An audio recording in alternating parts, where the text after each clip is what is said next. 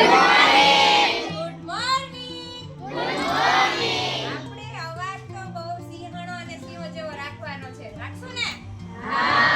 તો પહેલા તો હું આપ સૌનો અને ખાસ કરીને સર અને મેમનો અને આખી સમગ્ર ટીમનો હું આભાર માનીશ કે મને આટલો સરસ મોકો મળ્યો. ભુજ કોસ્ટનો હું ખાસ આભારી છું કે મને આજના જે ઇન્ટરનેશનલ ડે ઓફ લાઇટ જે છે એમાં એક લાઇટ ઉપર જ આપણે એક સરસની પ્રવૃત્તિઓ, ગેમ્સ આ બધું જ કરાવવા જઈ રહી છે.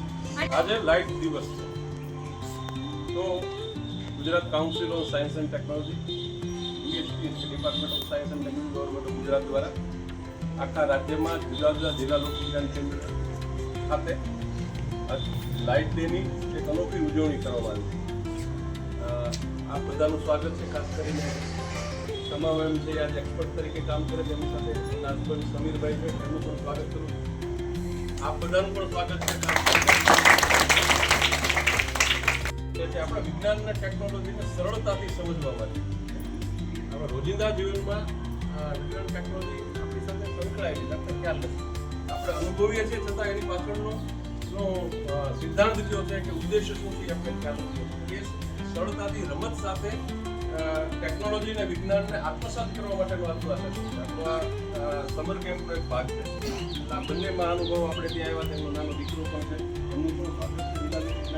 Department of science and technology વતી હું એમનું સ્વાગત કરું છું. એટલા માટે આજે તમારી માટે એમણે સમય આપ્યો. ગુજકોષના આ એમ છે કે આ વિદ્યાર્થીઓમાં, ગામડાના વિદ્યાર્થીઓમાં વિજ્ઞાન અને ટેકનોલોજીનો એવો જ્વાળ ઉત્પન્ન થાય તેમાં આખા રાષ્ટ્રને વિજ્ઞાન અને ટેકનોલોજી પ્રત્યે એક ભાવ જાગે અને આપણા રાષ્ટ્રને આપણે સમૃદ્ધ અને સુખાકારીતા પ્રદાન કરે. આંખો બંધ હતી, કઈ દેખાતું હતું? હે, આંખો બંધ કરેલી હોય ત્યારે વિચારોમાં જે વસ્તુ દેખાતી હતી એ પણ ક્યારેક પ્રકાશમાં સામે આવી હશે. એટલા માટે તમે એને જોઈ શકો છો, રાઈટ?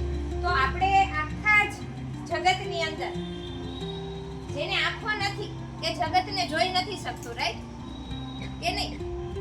આપણે આખા જ આખી જગતની અંદર આપણે ગમે દરેક વસ્તુને જોઈ શકીએ છીએ. એનું કારણ એક આપણી આંખોની આંખો હશે, વિઝન હશે તો આપણે પ્રકાશને જોઈ શકશું અને પ્રકાશ હશે તો કોઈ વસ્તુને આપણે જોઈ શકશું, રાઈટ? તો આજનો આટલો સરસ દિવસ છે ઇન્ટરનેશનલ ડે ઓફ લાઇટ. ખરેખર કહેવા જેવું છે કે યુનેસ્કોએ બહુ સરસ રીતે ઇન્ટરનેશનલ ડે ઓફ લાઇટને એક સરસનો પ્રકાશ માટેનો દિવસ છે, એક સરસનો સેલિબ્રેટ કરવાનું નક્કી કર્યું છે કે જેના કારણે આપણે દરેક લોકોને કહી શકીએ કે પ્રકાશ અને વીજળી અને આ લાઇટ વગર તમામ વસ્તુ અશક્ય છે. એટલે ઇન્ટરનેશનલ ડે ઓફ લાઇટનું સેલિબ્રેશન કરી રહ્યા છે.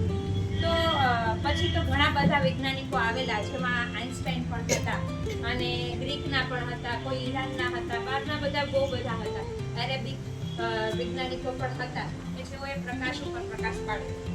તો કહી શકે કે લાઇટ ડેઝ છે તો લાઇટ ડેની અંદર ખાસ કરીને પ્રકાશ છે. તમને ખબર છે પ્રકાશ છે વ્હાઇટ હોય છે કે બ્લેક હોય છે? કેવા પ્રકારનો હોય છે? લાલ હોય છે, લીલો હોય છે, પીળો હોય છે? પ્રકાશ કેવા કલરનો હોય છે? વ્હાઇટ જ હોય છે. તો વ્હાઇટ કેમ હોય છે? તો મેં તો કાલે હું આવતી હતી ને તો રસ્તામાં એક સરસની લાલ બત્તી લગાડેલી હતી. તો એ કેવા કલરનો પ્રકાશ કહેવાય? લાલ કહેવાય કે સફેદ કહેવાય કે કેવો કહેવાય? લાલ કહેવાય. બરાબર. તો ચલો, લીલો પ્રકાશ હતો તો ભાઈ એવું થોડી ના લાલે હોય ને લીલો હોય થાય છે. આપાત અને પરાવર્તન એટલે ભટકાઈને પાછું આવવું. કોઈ પણ દડો છે, તમે દડાને ફેંકો છો તો ફેંકાઈને તમારી પાસે પાછો આવે છે. આવી જ રીતે પ્રકાશનું પણ કંઈક એવું છે. એ જ ખૂણેથી સામેની બાજુ પાછું કરે છે. જો ખૂણો 30 અંશનો અહીંયા બન્યો હોય, 30 અંશના ખૂણેથી આપણે પ્રકાશ ફેંક્યો હોય તો એ 30 અંશના ખૂણે જ સામે પાછું પરાવર્તન થાય. તો આપાત જેટલું થાય એટલું જ પરાવર્તન થાય. જો સપાટી કેવી હોય? સીધી હોય. ખડબચડી આવી હોય તો આવી સપાટી હોય તો આના ઉપર પ્રકાશ પડે તો બધી બાજુ પડે અને ફેંકાય બધી બાજુ, રાઈટ?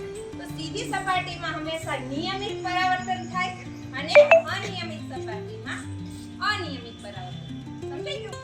જોવાની થોડી ટ્રાય કરજો, એ મળશે. મળે છે સફેદ કોઈ પણ સફેદ કલરની વસ્તુ હશે ને તો તમે એને જોઈ શકશો, બાકી અંધારાના બીજા કલર છે એને જોવા એકદમ અશક્ય છે. હવે સફેદ જે પ્રકાશ છે એ કેટલા કલરનું બનેલું છે કદાચ તમારે ભણવામાં ક્યાંક આવતું હશે. રાઈટ? ઝા એટલે જાંબલી. બોલજો. ની એટલે નીલો. વા એટલે વાદળી. લી એટલે લીલો.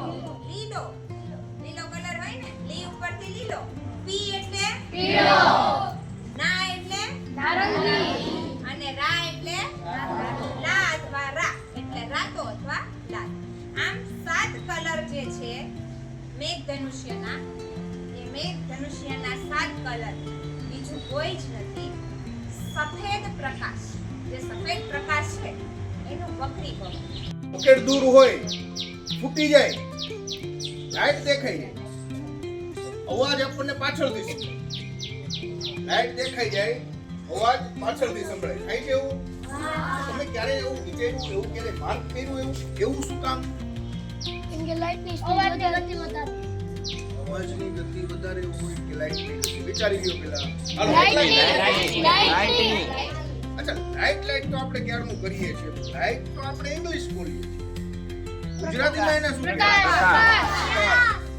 તો આપણે ઘણી વખત જોતા હોય, ખબર છે, સ્પીડમાં કાંટો આમ થાય ને, જેટલી સ્પીડ જેટલું આપણી ગતિ એટલો કાંટો ઊંચો જાય. તો ત્યાં ક્યારે તમે માર્ક કર્યું છે કે શું લખ્યું હોય? સ્પીડ 10, સ્પીડની ગતિ. 20, 40, સ્પીડની ગતિ. કંઈક લખ્યું હોય. શું લખ્યું હોય છે? કિલોમીટર પ્રતિ કલાક. Average super. કેટલામાં પડે? એટલે ખબર છે.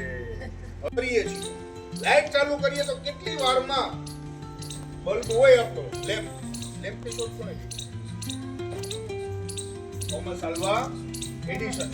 જ્યારે લેમ્પ થાય છે, લેમ્પ થાય કેટલી સ્પીડમાં આખા રૂમમાં પ્રકાશ ફેલાય છે? 1 સેકન્ડ.